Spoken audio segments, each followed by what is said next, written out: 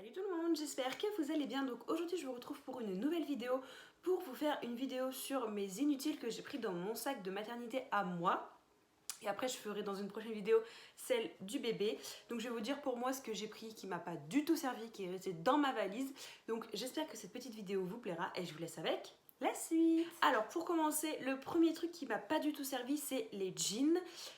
Parce que j'avais pris 2 jeans, je crois, un que je comptais mettre à la sortie et un peut-être dans ma chambre. Et clairement ça m'a pas du tout servi. Parce qu'un jean ça sert trop et que clairement quand on vient d'accoucher on ne retrouve pas sa ligne du tout. Donc moi ça m'a pas du tout servi, en plus c'est pas du tout confortable et quand on vient d'accoucher on a envie que d'une chose, c'est d'être confortable dans ses vêtements. Donc du coup le jean personnellement pour moi ça m'a servi à rien du tout. Ensuite le deuxième truc pour moi qui m'a pas du tout servi, c'est le maquillage. Parce qu'en fait clairement dans sa valise de maternité on met tout ce qu'on a dans notre maison en pensant qu'on va être en manque de quelque chose. Donc j'avais pris une petite trousse de maquillage avec une petite poudre, un petit mascara et un petit fard à paupières. Et clairement ça, mes cheveux ils me saoulent, ils sont tout mouillés, du coup ils viennent dans les yeux. Du coup ça m'a pas du tout servi.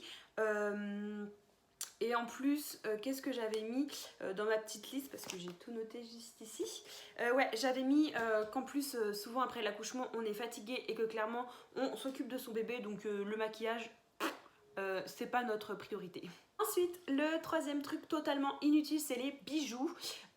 En fait, à l'accouchement, vous n'avez pas le droit d'avoir vos bijoux. Enfin, moi personnellement, ma maternité, j'avais pas le droit d'avoir les bijoux.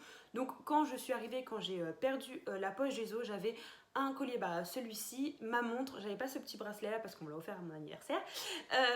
J'avais une montre et clairement, ils m'ont dit vos bijoux, vous les mettez dans votre sac. En fait, du coup, je les avais donnés à mon compagnon parce que j'ai pas envie de les perdre parce que c'est des bijoux vachement précieux.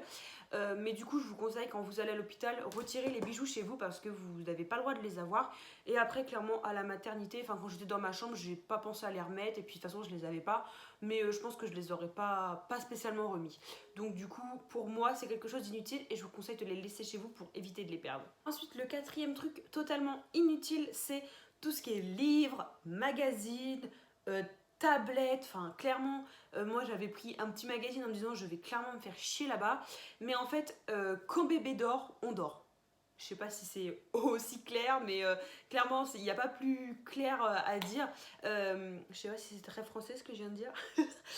Mais ouais, en fait quand bébé dort, on essaye de dormir parce qu'on est fatigué et du coup on n'a pas le temps de lire un magazine. Enfin clairement on n'a pas du tout envie de lire un magazine. Ou moi personnellement le seul truc que j'avais envie de regarder c'était la télé que j'avais pris dans ma chambre pour passer un peu le temps. Parce que moi mon petit bout de chou il dormait plutôt bien la nuit, donc du coup j'étais pas spécialement fatiguée la journée. Mais pour celles qui ont des bébés qui dorment pas très bien la nuit ou qui ont eu un dur accouchement, quand bébé dort, on dort. Et en plus c'est conseillé de toute façon.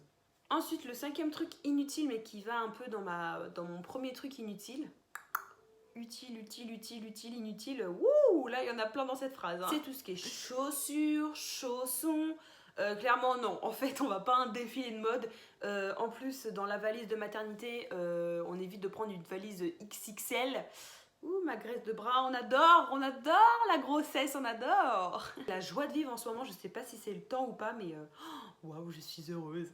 Donc ouais, comme je disais, les chaussures, non en fait, une paire de chaussures, ça suffit largement. Moi, j'avais gardé ma paire de chaussures quand je suis arrivée à la maternité. J'en avais mis une autre au cas où, j'avais pris un jean, un petit haut, je me suis dit à la sortie avec mon bébé on va être trop canonissime. Non en fait j'avais un leggings, des chaussures, un t-shirt et ma veste et c'était très bien. Donc moi je vous conseille de ne pas prendre de chaussures, tout ça. Enfin je sais qu'il y en a qui prennent des chaussons aussi pour la chambre de maternité, mais moi j'en ai pas eu l'utilité, j'étais pieds nus et ça m'allait très bien. Ensuite, le sixième truc inutile pour ma part, c'est de prendre 40 000 t-shirts, 40 000 pyjamas, 40 000 culottes. Non, ça sert à rien du tout. Moi, personnellement, j'avais pris au moins 6 t-shirts, mais il faut savoir qu'on y reste que 3 jours. Et en plus, moi, avec le Covid-19, vu que mon compagnon n'avait pas le droit d'être là, j'ai pu sortir 2 jours après la maternité. Franchement, non. On a notre t-shirt de base quand on va accoucher. Après, quand on rentre dans la chambre, on peut le changer. Mais si bébé régurgite tout ça, faut quand même en prévoir un peu plus. Mais moi, je dis que 4 t-shirts, ça suffit largement. Personnellement, pour moi, ça suffit largement. Pareil pour le pyjama, j'en avais pris que 2. Ça sert à rien d'en prendre un par jour. Non, en fait, ça sert à rien. vous transpirez pas, enfin c'est pas en une nuit que votre pyjama va être taché et tout dégueulasse. Après, vaut mieux en prévoir un de plus au cas où que bébé vomit sur vous ou que suite aux pertes de sang, tout ça, ça aille sur votre pantalon. Mais voilà, moi je ne vous conseille pas de prendre 40 000 vêtements. En plus, ça prend énormément de place dans la valise, donc c'est ce que je vous conseille pas. Et ensuite, le dernier truc pour moi qui a été inutile, c'est de prendre 40 000 paquets de serviettes hygiéniques. Donc de toute façon, moi j'avais pris un paquet de serviettes hygiéniques, je ne m'en suis pas servi. Je vous mettrai une petite photo ici des couches culottes, je pense qu'on appelle ça comme ça, pour adultes en fait. De base, c'est pour les grosses fuites urinaires, tout ça.